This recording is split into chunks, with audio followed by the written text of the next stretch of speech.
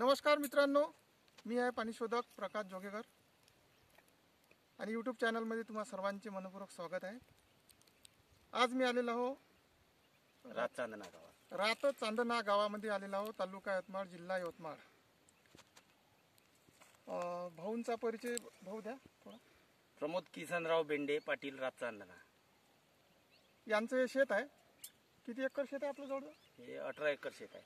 18 acre शेत आहे आणि पाण्याची फार अशी कमतरता आहे। उंचावर भाग आहे।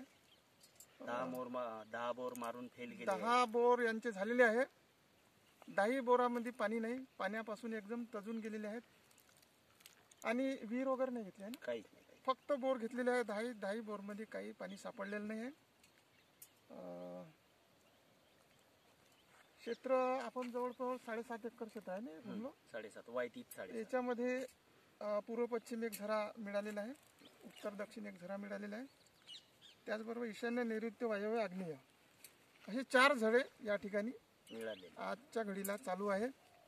2.5 ते 3.5 इंचचा आपण अंदाज दिलेला आहे। खोली दिलेली आहे 350 फूट। या खोलीपर्यंत जावं लागेल। आणि पहा, पाण्याच्या शोधामध्ये माणूस एवढा त्रस्त झालेला आहे, शेतकरी यांची हिंमत पहा।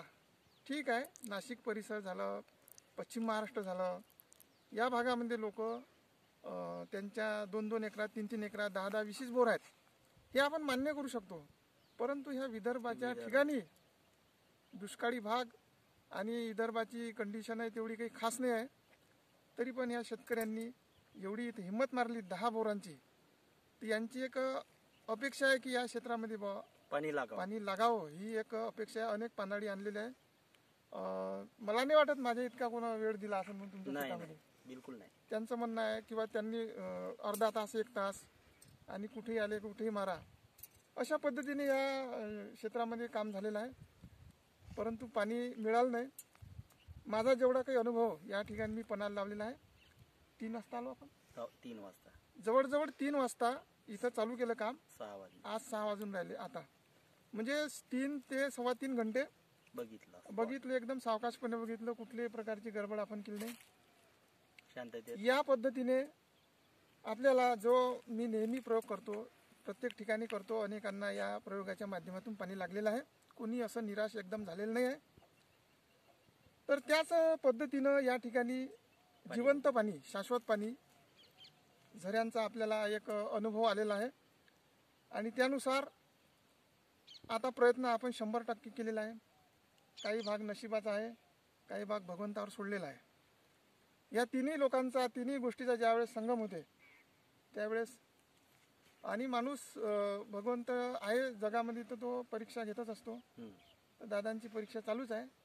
तर आणखी त्यांची एक ह्या योगायोग, त्यांना भेटण्याचा हा योगायोग, नाही तर यांचा ना माझा काही संबंध नव्हता। आज इथे पॉईंट घ्यावा हे काही इच्छा नव्हतीच, पूर्वनियोजित नव्हतं, चालले होते वेळेवर। यांचे जे मित्र आहेत त्यांच्याकडे पॉईंट होता आपला ऑलरेडी झालेला, ते रस्त्यानं मिळाले, त्यांना माहीत होती यांची कंडिशन काय आहे, तर त्यांना हात दिला काही विचारून पाहू दादांना, त्यांची जर इच्छा असेल तर आपण बघायचं। त्यांची एक तळमळ होती का असा व्यक्ती यांच्याकडे इथल्या दूर आलेला आहे तर बघून घ्यावं।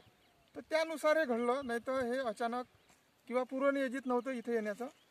योगायोग आहे आणि योगायोग चांगल्या कामासाठी चांगला ठरतो।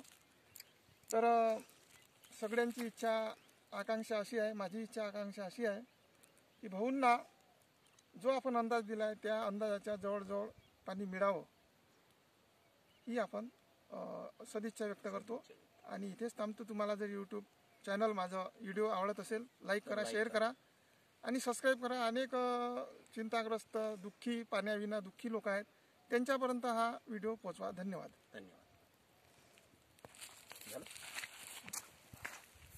ओके, नाही